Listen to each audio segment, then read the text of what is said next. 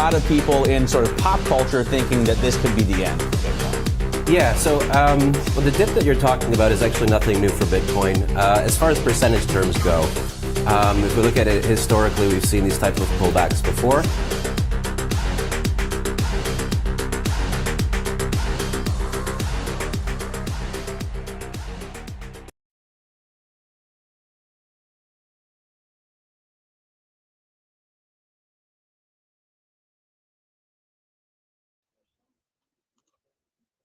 And here we are, live. Another episode. Who was that young man in the intro, man? Clean shaven. He Younger. seemed like a teenager or something. Oh my gosh, he was must have been a sharp analyst. One of the best, man, from the glory days. You and Matt McGlone there from Bloomberg, chopping it up. Matt Miller. Oh, You're Matt talking Miller. about Sorry. Mike McGlone also. Mike McGlone, yes. Interesting dude, but Matt Miller is Matt certainly Miller, yeah. certainly a bigger one of the biggest underground Bitcoiners there is. He tried to live off Bitcoin in New York before I ever even heard of Bitcoin. So he is literally a hardcore Bitcoiner. He invented the "I lost my keys"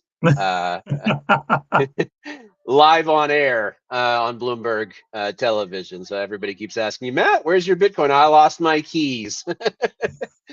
Well, we've got the Bloomberg up in the background, so we can keep track of Matt and make sure that things are good. And obviously, the markets are reacting crazily. Obviously, Michael Saylor buying another $2 billion worth of Bitcoin. That's not really news anymore. I think it's news when Michael Saylor doesn't buy Bitcoin. But what's been on your terminal? What's been on your radar this morning? As markets are continuing to digest a lot of this news from Trump, from Greenland, Davos is going on. Talk to me, Marty.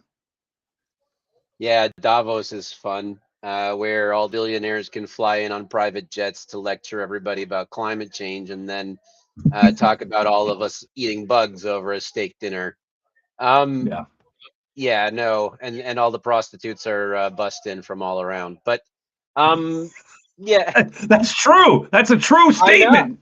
I know. It's in the news. Nobody even tries to deny it anymore. It's like what happens out in the open these days is just like it's literally messed up. Yeah, no, red charts all over the board. Cora this morning tweeted out that social sentiment on WETH was sharply down by about 34%, or the 34 points on the Galaxy score, which is a monumental shift. And WETH, if you're not familiar, it's wrapped Ethereum, is basically meaning DeFi, and so yeah, the entire crypto scene is bleeding right now. Peter Brandt this morning put out a bombshell that Bitcoin's going down to 58,000. I commented on that for CoinDesk. I mean, it could be right. This is absolutely the worst economy that I have seen in my lifetime. And so, I mean, the amount of difficult conversations I've had with friends and loved ones, and just like everybody scrounging, everybody having trouble, and people that never had issues before, people that are highly skilled, people that have established careers, and suddenly just the economy is just belly up, and it sucks. And I have a feeling that the pain gets the worst just before it's over. So I think we got a few more, maybe a few more days and weeks to get through this, but it can only go up from here. I'm going to pull up Peter Brandt's post. This was from about 17 hours ago on my time, and I'll share it here to the screen, and I'll make it just a little bit bigger. Here we go. Put it like there. Yeah, so here's Peter's post from 17 hours ago. 58K to 62K is where I think it's going. If it does not go there, I will not be ashamed. So I do not need to see you trolls screenshot this in the future. I'm wrong half the time. It does not bother me to be wrong. And then our good friend Christopher Inks little bit below here. This is where this thing is going to get really, really interesting. And we can talk about this here, and we're going to talk about it a little bit later on our Trading Tuesday show. Christopher will join us along with Mad Hatter and a whole host of excellent traders. But he says, yeah, if we break down, I could see it targeting the 66K area, which is the yearly S1 pivot. So with that in mind, we could see a wick lower into that range. Definitely possible. And then obviously I had to chime in with my S1 pivot, not the same as the Ross pivot. Completely two different things, but you get the idea. For folks who Yeah, don't know, absolutely. Where do I retweet this? I need to know where I can retweet this. Where I need to retweet this immediately, and so should everybody following in at home. So where do that's retweet this? this is well, let's see. It was on Peter Brandt's account 17 hours ago. No, not Brant. I mean this show that we're on right now. This show that we're I need to retweet Peter Brant. I mean, I don't know. We're good. I need to retweet the show. Where's that at? It should be in the link right there on the side. You can just copy the link here. And I will. Is it the QE account that's live now? Is that yes? Is that Yep. the one? Yep. The QE both QE accounts are live. So we're on both those. Right. We're on we're on YouTube. Oh my gosh, how many channels are we on right now? I forgot. You tell me, man. I'm not. All I did was show up, honestly, and late at that. So. Yeah, we got about 6 different channels. We're streaming around the world and across the web on darn near every platform, I think. So yeah. And if you want to comment, you want to get on the show, we can drop you the link, and you can come on up and ask the advisor your questions as well. Wait, are you talking to the audience now? People can come up on the show with us. Is that the plan? Yeah, if they want to, they got a question, we can certainly send them the link, DM them. Sure, why not? Hey, how about if I want people to come up. So how about a link where people can, I'll tweet it out right now if they want to come out on the show. Like, how do I find, is that just the hyperlink at the top?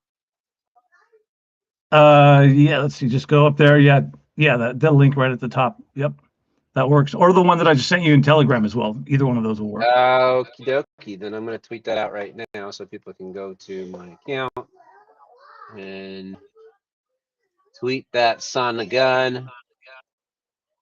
Yeah. Maybe our friends from the Yapper community will show up too. They're always so strong and so supportive.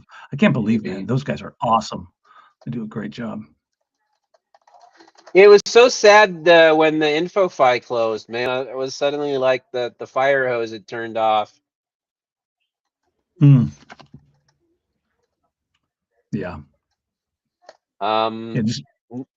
You know, like I know that people were complaining, but I really liked the Yappers and everything that was happening there. I thought it was great. Like, you know, people say, "Oh, that's just AI slop." I'm like, no, that's people. They're using AI to communicate, and people don't realize that behind every account there's a real live human being that is using AI to empower themselves, just in the same way that you empower yourself with AI. And it wasn't like people opening up multiple accounts or automating tweets. It was literally real people, each person with their own account. And I really felt that, and I was communicating with them on a regular basis. The fact that they were coming up to me with questions about the market and stuff like that. I mean, for me, that's a dream come true. It's like, ask me questions about the market all day long. I can't be happier.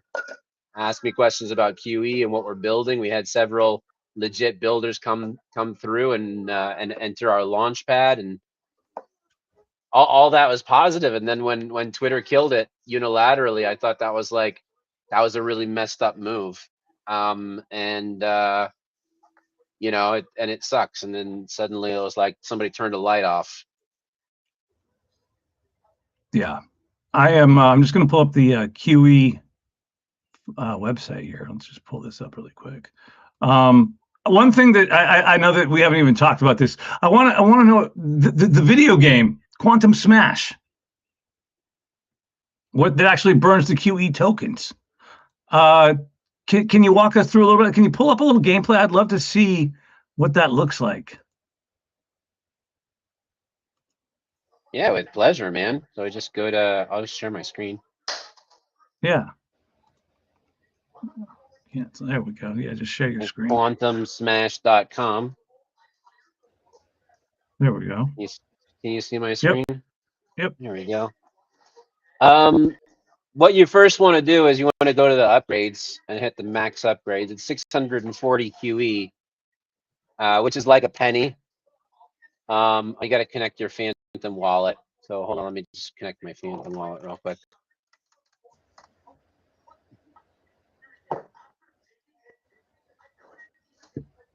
Yeah. And so that's gonna make your character a lot stronger. It's gonna give you stronger bullets, better shields, faster movement, and all of that. And here it's asking me to confirm the transaction. All transactions on Quantum Smash go towards reducing supply. So 20% of the transaction amount is burned. Can you hear that? You don't have to have a Phantom wallet. You can use a different kind of wallet as well, can't you? Or do you have to have a Phantom wallet? It's only Phantom wallet. So okay. All right. If you don't have a Phantom wallet, I will just tell you that it takes a minute to download Phantom onto your browser. And if you're familiar with crypto, if you've got MetaMask or any other browser wallet, it literally takes 30 seconds to download and install. And so I don't see that as a barrier to entry. And you want to, like, some builders like, well, we have to add so many wallets. Like, give me a reason, man. Give me a reason. If anybody wants to play, they can play. If they don't, if that's what's blocking you, that you don't have Phantom wallet, then I feel sorry for you. It just means we'll pray for you. Yeah. Yeah, absolutely. exactly. Yeah, I mean, and people did, like, yeah, a lot of people have been playing here. So we're probably change the rules up a bit, maybe in the next few weeks, because I did notice a flaw in the tokenomics, and it didn't come out, it didn't bubble up immediately, but I'll get into it if you want. We can definitely do that. Yeah. So first of all, the upgrades went into effect. My bullets are good now. So here, this is your sandwich. You eat the sandwich. Hey, stop playing with the butter. Here's your sandwich. He wants to eat. Stop playing with the butter. He wants to eat the peanut butter right out of the jar. Okay. It doesn't work like that. Here, I take the crust. I love it. Well. It does when you're home alone and nobody else is around. But not. Here you go. Here you go. That's yours. You can eat that with the bread. Thank you. Very good. So first of all, choose your team. Choose wisely, because you only get to choose it once a week. Once you've chosen your team, you're locked in for a week, or you can pay, I think it's like 500 QE to change it. 3 different types of fighters. So striker is the one I like to play. It's the fastest. The Juggernaut is like a tank. It's the slowest, but it has most powerful shots. And then the Vanguard is like kind of, best of both worlds. I like the striker because it's fast and you can get more kills that way. So here it is. It's kind of like, very retro, kind of asteroids. Oh yeah. Feel. You use the WASD keys to move, just like any good keyboard game, and you use your mouse to aim and to shoot. Or is everything okay over there? I hear you squealing. Somebody just looked at the price of Bitcoin, went below 90,000, or is freaking out. Yeah, I don't think that's what happened, but or are you alive? Or? And we're sitting there right about 90,000 right now. Yeah, he's okay. You can see the mini map. So don't hit your own color. So I chose red team. So if you choose to get those are worth points. And sometimes they'll give you a nice boost as well. Are you playing against other people online right now, or are these just like AI bots type of? They're just bots at the moment. So we're thinking about iteration 2 for multiplayer at the moment. Yeah, you can have a Biscoff sandwich. Make yourself a Biscoff sandwich. Go get some bread. Whoa. Okay, they're killing me over here. Stay out of those fields. Those nebulas will kill you. But I'm self-healing at the moment, so just kind of staying on the side and Trying not to get into trouble. All right, we got some more blues to kill here. Whoop, let's get that chest. What are these circles? Are these green and orange circles that we see on the screen? The power-ups are just like they're power-ups, so you get money, you get points for collecting them, and they give you boosts. A random boost. It could be speed or shield or firepower, fire rate. Okay, there we go. I was victorious. Came in first. It means I killed all the other players.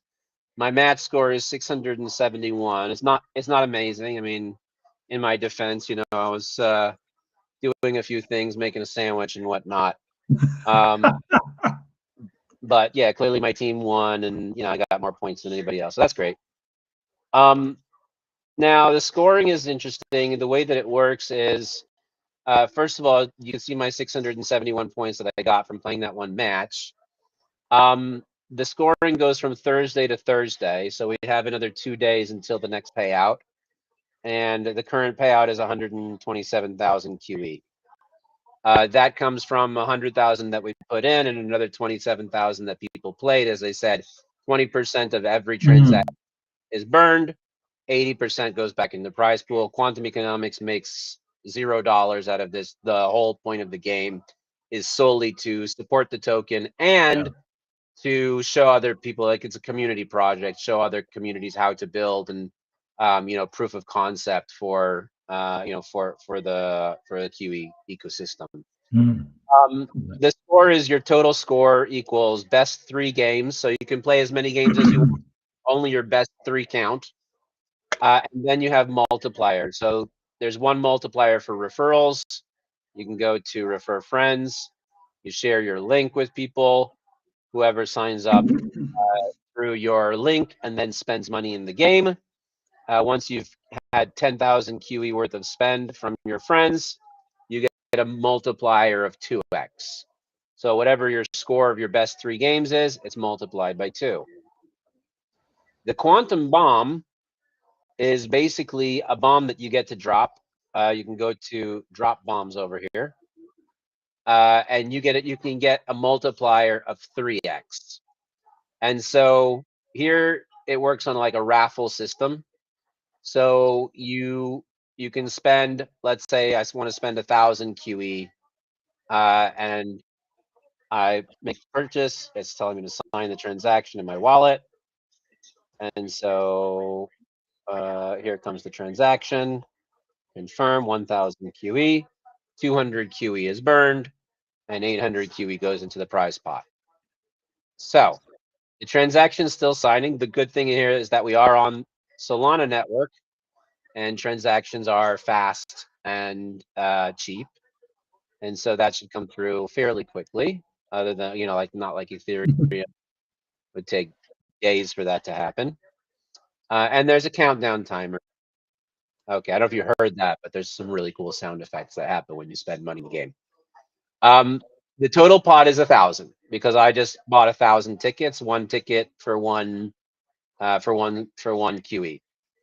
When that happens, just hit spectate again, and it'll bring you right back in because the round was over. So right now there's a raffle happening, and I have 100% chance of winning because I'm the only one in the raffle. Yeah, However, good chance.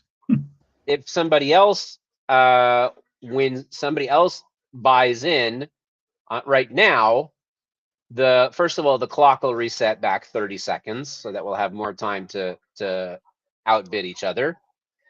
If they put in 1,000, then my chance would go down to 50% because he has 1,000, I have 1,000, and then I can put some more in if I want to. The fun part is that the more that's in the total pot, the stronger the bomb. And so here you can see the bomb power, right, which goes all the way up to 500,000. You can put 1,000,000 on here; it'll basically wipe the entire map. And so with 1,000, I have a decent sized bomb here, but I still have to get a good hit in order to kill somebody. Here it says you won. Now I get to drop the bomb. Let's see if I can kill both of them with that bomb. Oh no, bad timing there. try this again. Yeah. Mad Hatter with a question. When quantum risk game? I love that. Any more games in the pipeline that, or is this just kind of a one-off that was a novelty, or do you have any more ideas cooking? Yes, I think that there will be more games coming. I'm happy when other people are coming and building and stuff like that. Other, devs want to come in and they've got ideas. They should definitely come in and build it. We'll absolutely support them. And yes, of course, we'll have a lot more games coming. But for me, I want to make sure that this gets really good because I think I missed with the bomb. I dropped the bomb. I didn't hit anybody. He dropped the bomb. But this dude T-Vince right now has 257 quantum bomb kills, and so his score is absolutely 3x right now. And even though he doesn't have an amazing score, on his 3 best games, he's still top dog as far as it's going to be very hard to knock him off of that 257. And so we're thinking of different ways to fix this right now because it's very discouraging when somebody builds up a lead of 257 kills. You've got to spend a sizable amount of QE, and and you got to so it's difficult. So you can see nobody's really competing here as they were in the first few weeks of the game. And so we're gonna fix those tokenomics. We've got a few good ideas on the back end here. We'll see what other kind of upgrades we can stick into that. But obviously, like to Mad Hatter's question, I'd rather an awesome game that works really well and has a beautiful mechanism than going out and creating another one before making sure that this one is working really great. So yes, we'll absolutely have more games, but this one has to be, the tokenomics have to be fixed. Everything works okay, but the tokenomics are not perfect yet. So there's a few ideas that we're toying with. If anybody else wants to chip in and say, hey, I think we should do this or that, our team is absolutely open to hearing them. Fantastic. It looks like it's a lot of fun, and I can see countless hours being spent dropping bombs and fighting robots and building out your mech. It looks like it's and I love that it's a really simple game as far as the way it looks. It's just simple, it's clean. I love the retro vibe to it. Like you said, asteroids, it's something that I think a lot of people can relate to. And it looks like it's fairly straight ahead as far as how to play the mechanism on it. Looks absolutely great. Hey, can we shift gears and pivot and let's pull up some charts as we get ready for Trading Tuesday, which we will host on the Quantum Economics account. We get a bunch of traders. Oh man, I was having fun. I'm sure you are. It looks like it's a lot of fun, but I want to see if we can pivot a little bit and kind of gear our attention and our minds towards some of the charts today. It's depressing out there, man. That's why I'm saying it's just depressing right now. It's like, yeah. Let's get into the charts. Let me wrap up this game real quick, and then let's look at the chart. Hold on, Mom. I gotta finish my game. Charts.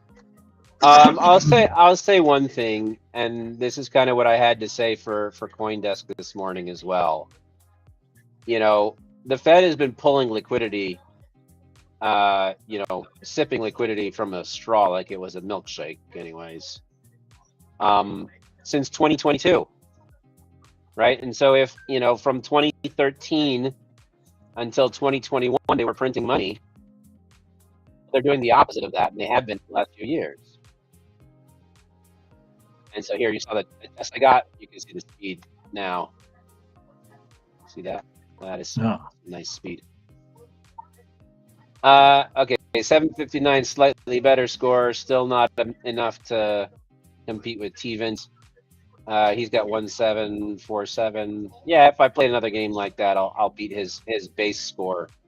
But he's got the 2x diamond referrals and the 3 quantum bomb multipliers. I'll never catch up. Here we go. Jeez Louise. So depressing, man. Where do you want to start with this? Where do you want to start? I mean, look at Uh, gold.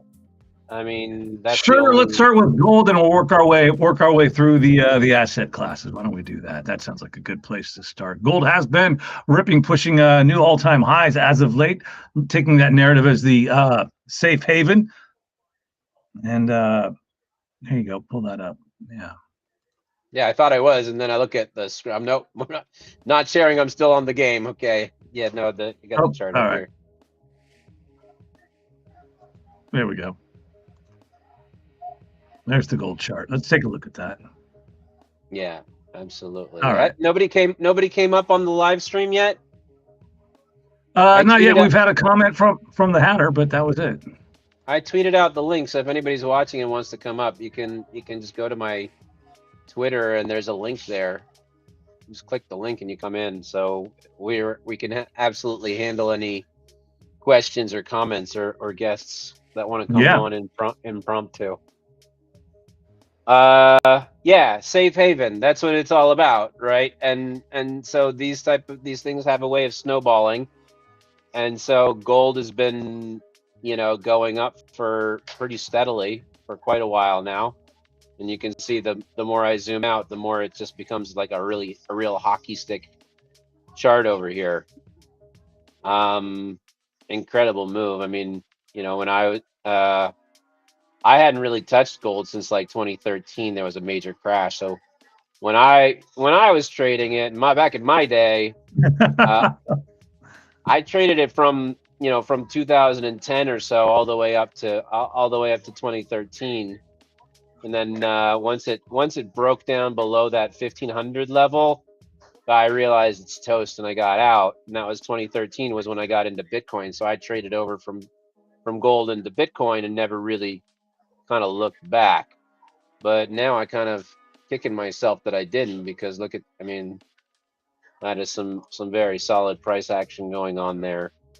And I mean, the reasons for that are clear. I mean, the economy sucks. Every country's in debt, and people are desperately trying to hold on to something real in order to ballast their portfolios. And so, especially when things are moving up, I mean, it just makes a lot of sense to have it in your portfolio. So yeah, I mean, what else can we say about that? It's like the life raft over there on the Titanic, and people, or a life raft on any boat, not necessarily just Titanic. Even if the economy does fine, investors and traders are still happy to hold gold in their portfolio just in case, especially with Iran and Greenland and Venezuela and Donald Trump, for that matter. I mean, it makes sense to just in case things hit the fan, you want to have something solid in your portfolio that's not gonna tank off of that. But how much of the gold, though? I've been in enough spaces to know that there's paper gold, the derivatives markets. How much of that is derivatives? How much of that is actual spot? And how much of that, again, like is that just paper gold? We've seen the big banks come through, right, and paper over that, and that's been a concern in some of the spaces that I've been talking to a lot of folks about. When you look at something like this, what are your thoughts on that? Yeah, that's basically the reason I don't trade it anymore. I mean, you never know. You don't really know. There isn't any clear and transparent way to know what gold you own versus what's in the market and how much is just rehypothecated. Right. It literally is impossible to know. And so that's what one of the main advantages of Bitcoin is. There's an audit trail on every single Bitcoin. If you hold even one Satoshi, even you can verify that you own it, and nobody can take it away from you, and nobody can print more of it without you noticing. And so, or without somebody noticing and letting you know, anyways. Yeah. So that's like literally the advantage here, but clearly the market doesn't care about that today. They're a lot more concerned with, what's happening in the geopolitics and what's happening in the economy, and what's happening with the debt crisis that it's clearly. I mean, we can't argue with the market, right? We can't. We just listen to what it tells us, and right now it's telling us in a very clear and no uncertain terms: risk off, safe haven assets are ruling the day. Let's pull up the Bitcoin chart. Probably my favorite chart. I love the Bitcoin chart. Michael Saylor doing some damage, another $2 billion he gobbled up today. Not a surprise. Bitcoin trying to hang on to that 90,000 level.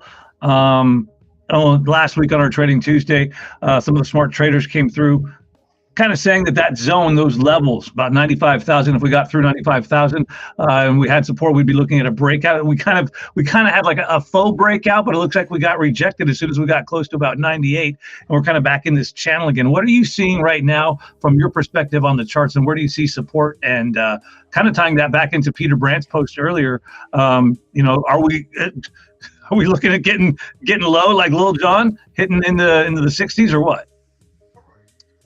I never try and predict the future, Matt.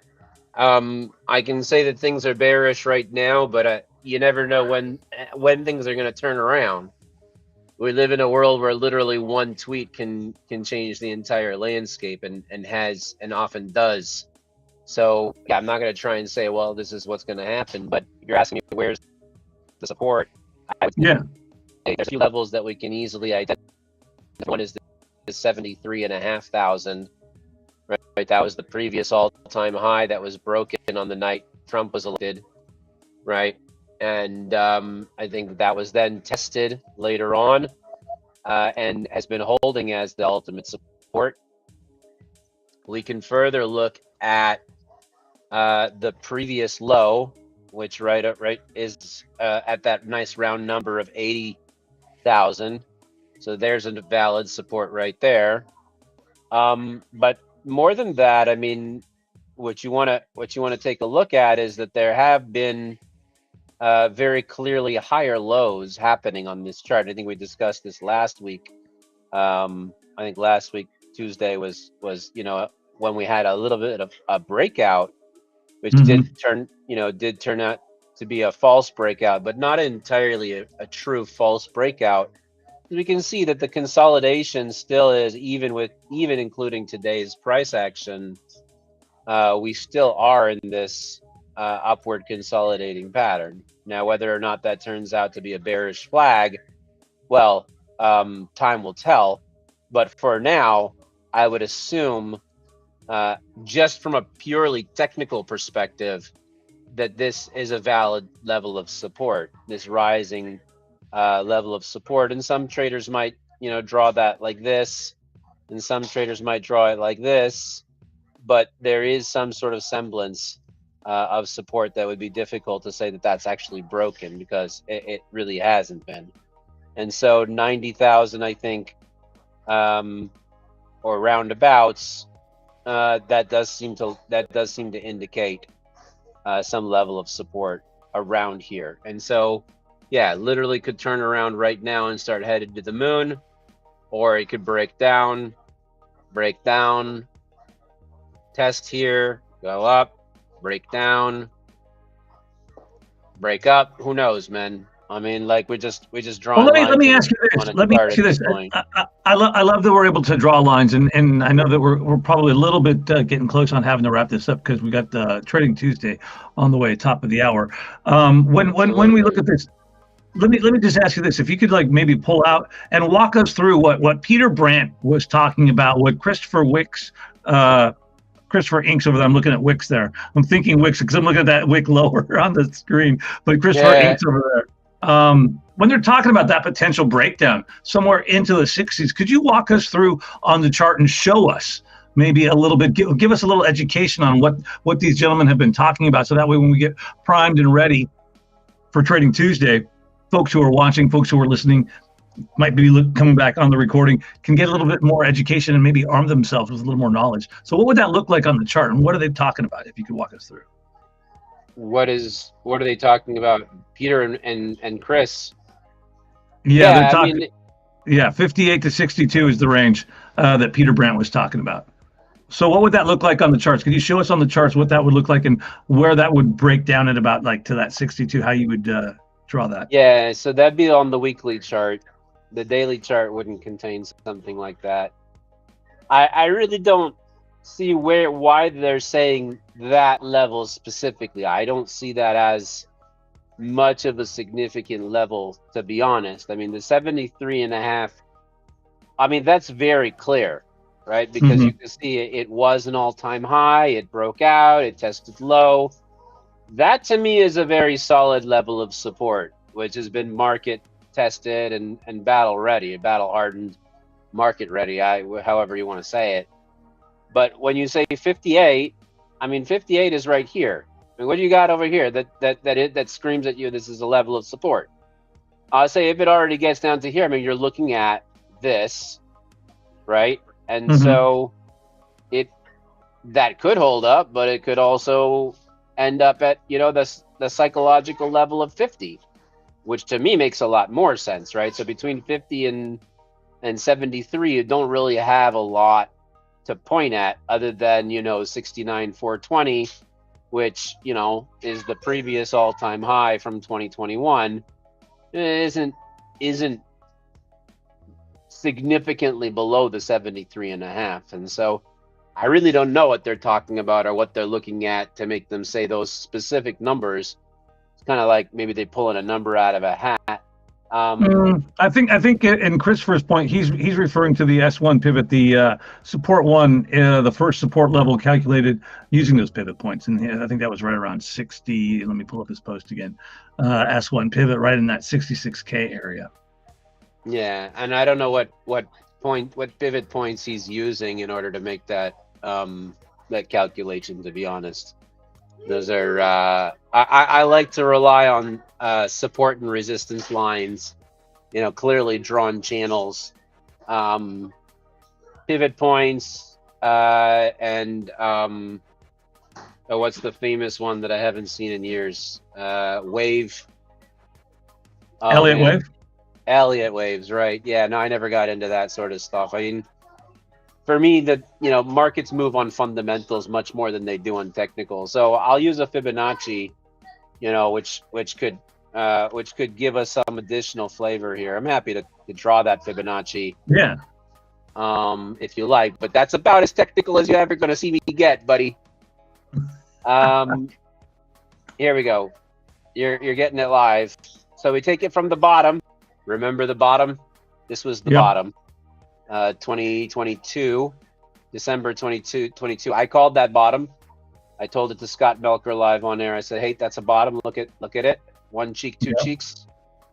And then here we go. So we take it from the bottom and we draw it all the way up to the top. And there, voila. We have a test of the second Fibonacci level. I mean, this is a very picture perfect chart right here, right? And so we have a little resistance on the first Fibonacci level. But if we break down again, I mean, I don't see the 58 that they're talking about. I think it looks at 69 420 as the third Fibonacci zone. So I have no idea what they want, but that hitting the fourth one. I mean, it's not out of the question for a move like this, right? I mean, you got Bitcoin bullish for a very long time, and so retracements happen, and the reason Fibonacci works is because it gives the patterns in nature and the likelihood given the golden ratio, and what's the likelihood of specific numbers hitting in the market, given what their percentage retracement is. And so like the shell of a snail, I'm sure you've seen, like, is a spiral, and Oh yeah. it keeps doubling or whatever, or grows incrementally, and that's kind of what these figures are based off of. But even that, I only ever see technical indicators as a self-fulfilling prophecy, where enough Peter Brands and Christopher Inks get together and they do their circle jerk analysis, and they say, oh, well, 58 makes sense to me. Like I say, okay, I want to know up or down. That's all I want to know. Is it going up? I don't think Christopher. Hold on. I don't think Christopher does circle jerk analysis. He's been doing this for over 30 years, man. He runs the trading academy in courses. I really respect his work. So I think that at least on Christopher's side, that's not accurate, man. I got to step in and throw a flag on that, man. Chris has done a wonderful job. He's helped me a lot. Fine. I'll go with you there. For me, it's more about the fundamentals, anyways. It is literally, is there money coming into the system or is there money going out of the system? Are risk assets doing well or are safe havens doing well? And the specific price points where we hit, is more incidental, and that really has to do with self-fulfilling prophecies as far as technical indicators are concerned, and where traders like an analyst like Chris and Peter find consensus. But yeah, I feel like the fundamentals are a lot more important. I love fundamentals too. That's what I was raised on. I was raised on fundamentals, but technical analysis and the charts don't lie. Sometimes when you look, one of the best advices I got from our Trading Tuesday spaces came from Bits of Wealth. And I think Dan Tradefly as well said this, and Christopher says this. It's all about the zones. It's all about the levels, right? You just kind of look at the chart, and this is what it's saying. So, you got to remove your emotion from it and just kind of look at it for what it is. And that's one thing that's taken a lot of the stress and the emotion out of it for me when I'm starting to kind of learn a little bit more about these charts, Fibonacci levels, etc. The S1 pivots, where is that support? So this has been very helpful overall in the evolution of trading and your own personal wealth and growth. So let's pull up another chart that folks are really talking about as well. Let's pull up Solana if you got a Solana chart here. Absolutely. Because I believe that the QE token is on Solana, if I'm not mistaken. It is on Solana. Yeah. So we got some love for the Solana network there. It's not political for me. I've never seen anything from the Solana network particularly that makes me feel all warm and fuzzy inside. It's more of a practical matter that Solana is the easiest to work on from a technical perspective. So that it makes the most sense because it's fast and it's cheap. Yeah, so that's where I'm at with Solana. But as far as Solana doing well means QE is doing well, and that's great. But nothing in the market is doing well right now. I'm happy to see QE up at 500,000 market cap. That's great, and I think that in my mind, it's worth a hell of a lot more than that, which is why I keep buying the dips and the rips. I buy the dips and the rips on QE personally. Solana, look, we can see a range forming over here, 120 to around 260. That's a valid trading range. And so, if you want to think about this is the parabolic movement of DeFi summer 2021. Very famous, and then the subsequent crash of Sam Bankman-Fried and Celsius, and it really did crash, and Sam Bankman-Fried was holding a shit ton of it, which is why Solana bore the brunt of that bear market. But end of 2022 was the bottom. We saw the bottom on Bitcoin, and that's right over here is the bottom on Solana as well. And though there was a revisit of the lows, and then around October 2023, it took off again like a monk cloud and quickly started visiting these triple digits. So yeah, 120 I would say is a valid support level, both because that's the years of a man, and how old Moses was when he died. And then 260-ish I mean, that's going to be your resistance. So look, if you're buying low and selling high, especially if you're not using leverage and you're trading on spot, that makes a lot of sense. But you know, whoever has dry powder these days, anyways. Yeah, what is dry powder? I don't know. I keep buying the dip, and it keeps dipping. I don't have anything left to buy the dip. I bought the dip. I bought the guac. I bought the hummus. I bought the salsa. I bought it all. Yeah, I'm tapped out. I bought everything. Bought it all. Let's transition, if you can, pull up the LTC Litecoin for our friend Gerald Vata. He's the Litecoin guru. I'm taking a look at Litecoin because I know a lot of folks in the community interested. I like Litecoin, man.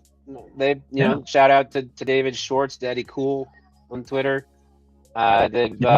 Charlie Lee. They invited me over to the Litecoin Summit 3 times, and I was very kind of them, and they're very hospitable. So I have nothing to say. That the community in Litecoin is very strong and quite awesome people, all crypto OGs like Gerald and a lot more of him, a lot more people like him. But to be honest, I mean, there's a lot of room to grow on this chart. I mean, you know, like Solana did revisit the highs, you know, in this past bull run.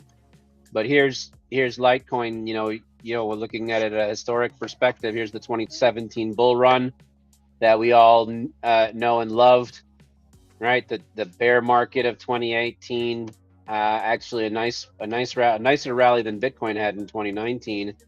Same high. I mean, I think if we overlay Bitcoin on this, is gonna really put it into perspective. So I'd like to do that with your permission, real quick.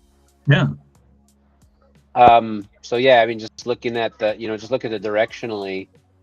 They've always kind of mirrored each other, but over this last bull run, I mean, just a very clear divergence, you know, breaking out here, particularly, you know, since October 23, when Solana basically went straight up, and Bitcoin, you know, had a gradual rise, and Litecoin had pockets of good performance, but it didn't really ever reconquer, you know, those previous those previous levels. And so I would say Litecoin's an excellent payment rail. It's very integrated into the system. But yeah, I mean, if you're a Litecoin fan, you got a lot to prove right now. And I think we saw our first Litecoin ETF get approved, if I'm not mistaken. I know Gerald was pretty excited about that. I'm trying to so it should be. It is absolutely one of the most well-established, probably the second most well-established cryptocurrency there is, right? And so there's no reason that its performance is stable. It transaction go through quick and easy, and so that's pretty awesome. And so for any, you know, for any broker or institution that's thinking about this from a liquidity perspective, it makes a lot of sense to hold on to Litecoin in your portfolio. For crypto heads, I mean, they want something that's going to 100x. And so a lot of them will be like, what do I need that dinosaur coin in my portfolio for? But if you're an institution and you're looking for something that's not, you know, that's not here today and gone tomorrow, and you can hold it on your books for the next 50 years, well, then Litecoin makes a lot of sense. I think that the attributes that Litecoin has, and a lot of the stuff that we see implemented on Bitcoin kind of gets implemented first on Litecoin in a way like it's a test net, right? Not that it is a test net, but I think a lot of those features kind of get implemented there first as a proving ground. And I think once institutions and the public wakes up a little bit more to the characteristics and the attributes of Litecoin, I think it's game on. You know, I think that we're still so early that once the Bitcoin narrative, once Wall Street and the institutions finally get their head around Bitcoin, well, guess what? Now there's this. It's cheaper, it's faster, scales. Definitely worth thinking about adding to the portfolio. I'm just curious. You know, we've seen these obviously the Bitcoin treasury companies. We know the story there ad nauseum. We've even seen Solana treasury companies come onto the scene. But Sure. I have not seen, and maybe I just haven't done enough research. But a Litecoin treasury company, not, you know, we have Ethereum treasury companies, but not yet a Litecoin treasury company. I think it's a matter of time. I think Gerald Vata would be probably the first one to jump on starting one. It's funny. Yeah. I mean, I don't see any reason not to do that. I mean, I don't, not any particular reason not to. I mean, I'm not a big fan of treasury companies. I think it's, personally, I think it's pretty silly for an asset class whose main value proposition that you can hold it yourself, you know, to have these companies that their main business model is holding it for you. And I'm just like, what's going on here? That just seems like a mismatch to me. But I can see why, you know, some people would want to pay a company to hold it for them. And somebody might want to, you know, pay a company to even leverage it for them. I understand that it solves a pain point for some people who don't know how to, or don't have the means to self custody.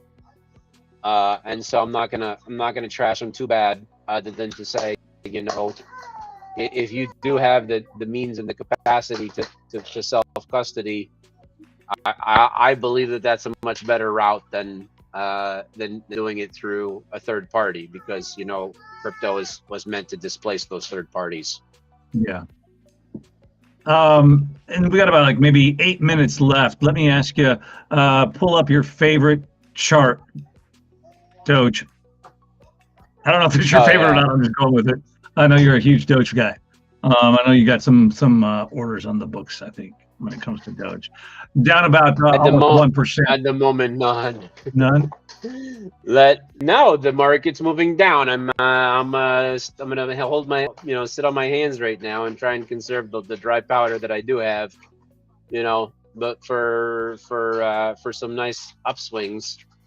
You know, there was that green candle over there. I took some of that. I took a big piece of that, honestly, and then it ended up round tripping it. So, yeah, because I'm trying to catch the bottom. And I still feel like I can catch the bottom, but at this point, I'm feeling like, well, who's to say that this is the bottom at this point? I think we're gonna have to have a bottoming out.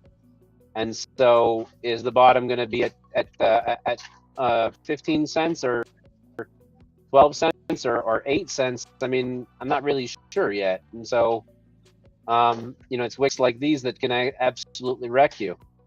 And so I want to just keep my cool at the moment. I don't have any orders right now, but I can say that looking at Doge was really when the lights went on for me, as far as understanding that this is a manipulated market that we're in.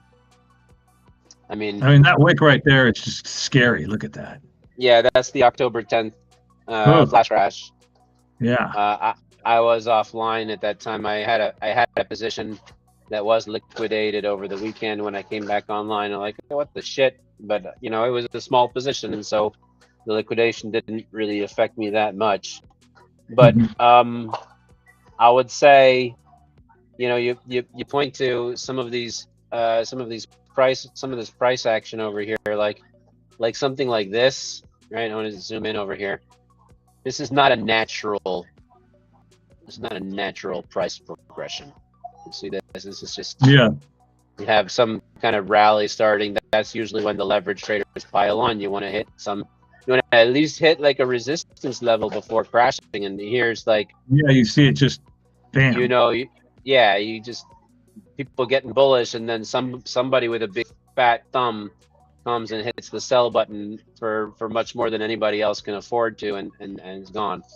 Here's the forever infamous hold my beer pattern. Where I'm sure you remember that day, and people were going, "What the f just happened?"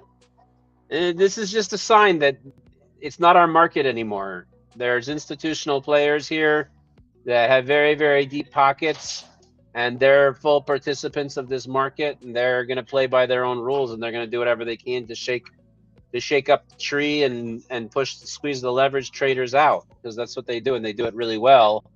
And here they found a ripe market full of plebs, who haven't been trading for very long, and that they don't know the rules of the game, and they don't know how it's played, and they're used to making easy money. And here are people who are who actually know how to make easy money. So you run up against the inexperience of the crypto leverage degenerates to the suits and the ties on Wall Street. I mean, there's no match, and Right. that's what's playing out in these charts. And to me, it's these patterns that, look at this, boom, boom. Like, what is that? This is manipulation, price manipulation at its finest. It's just an indication that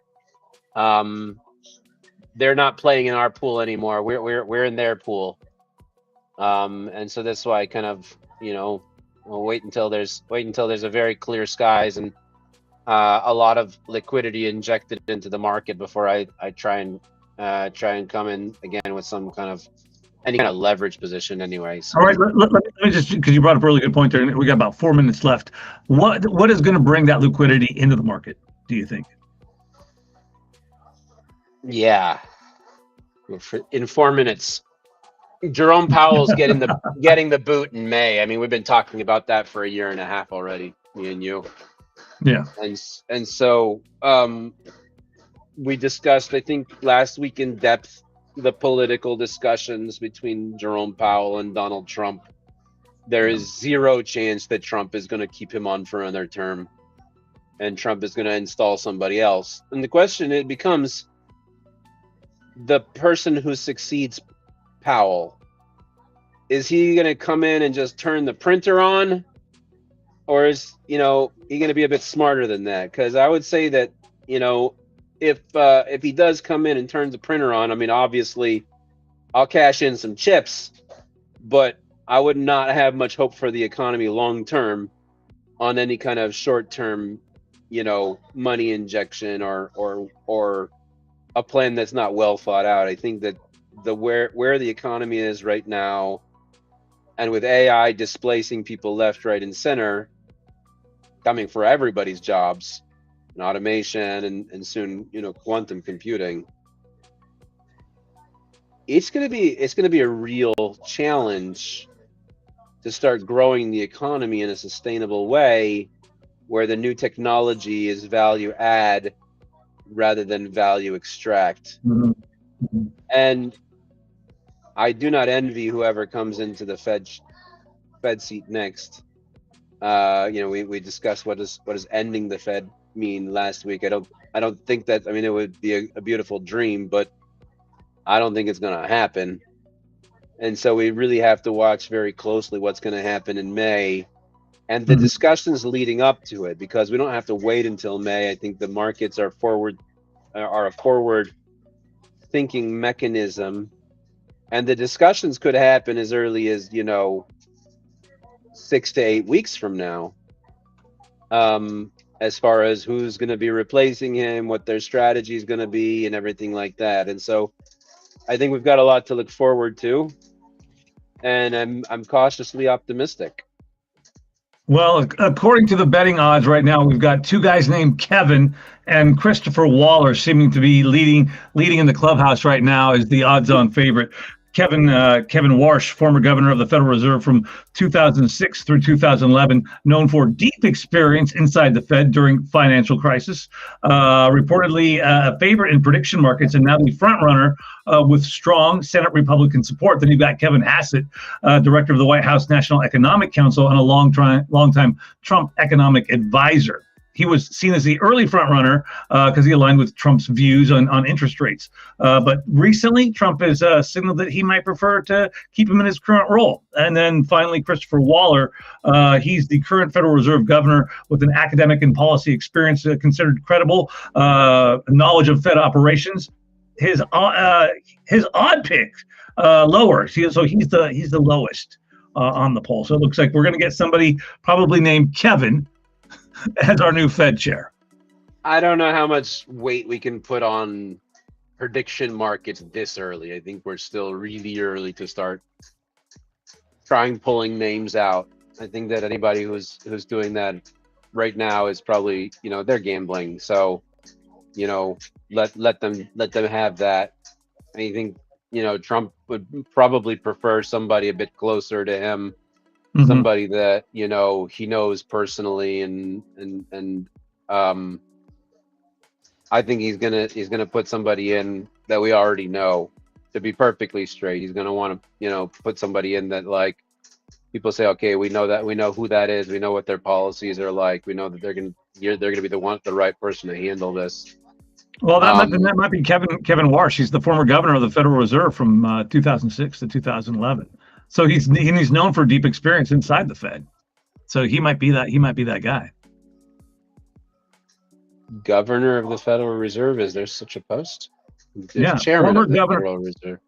Yeah, former governor of the Federal Reserve. Of which Federal Reserve? Let's take a look. I'm going to dive a little deeper here. Federal Reserve Board of Governors. I think there's only one Reserve Board of Governors. Okay, so Board of Governors is not the chairman. Okay, so no. So the chairman is the head of the board, basically. And so he's not the head honcho, but he was a board member. So right. He's not the governor. When you say the governor, generally refers to the head position. So some central banks have a governor, actually. When you'd say the governor of the central bank, you'd be talking about the head. Yeah, each governor is appointed by the president. Yeah. Right. In the United States, they have a board, and the chairman is the head of the institution. Right, and that's Powell. And so you have, I don't know how many people are on the board in the United States, but I would assume there's 7 board members on the Federal Reserve Board of Governors. 7. There you go. Yeah. So it's a biblical number. Indeed. Number of the days of the week. So very practical number. Yeah, I don't know, man. We'll see. Like, I think it's a bit early to be trying to figure out what Orange Man is gonna do. Hey, check out what my daughter bought me from the toy store there. So, a little stress ball. And I know some folks who would absolutely love that right now. Yeah. I love it right now. Good stuff, man. Very satisfying. Well, we've gone over our allotted time for today on an abbreviated version of Beyond the Block. Again, we're going to continue these live stream conversations, and hopefully we can add a few more. And we'd love for folks to join us. So if you see the link and you want to come up, we'll shoot it to you in the DMs, and you can come up and ask the advisor any questions. Give us your thoughts on the market and whatever else. And we do these. We're going to start doing these every Tuesday, and this is our second one. So it's been a lot of fun. And I would like to extend the invitation for folks to join us. Trading Tuesday is coming up here in about 25 minutes. I'm looking at the clock. So we should probably get ourselves fresh and ready to go and continue the conversation there on X on the Quantum Economics channel. Sir, it's always an honor and a pleasure to join you and learn a little more. Well, I appreciate you, man. You're quite a pillar of the quantum economics community, and it's my pleasure to be here with you, sir. Right on. Well, thank you so much. Until next time, stay safe, stack sats, and hodl. You know that's not financial advice, but it sure is a darn good life suggestion. Until then, we'll see you. Bye-bye.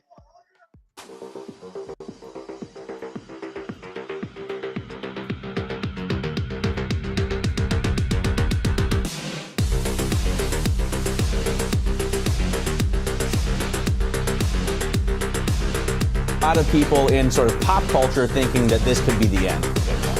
Yeah, so the dip that you're talking about is actually nothing new for Bitcoin. As far as percentage terms go, If we look at it historically, we've seen these types of pullbacks before.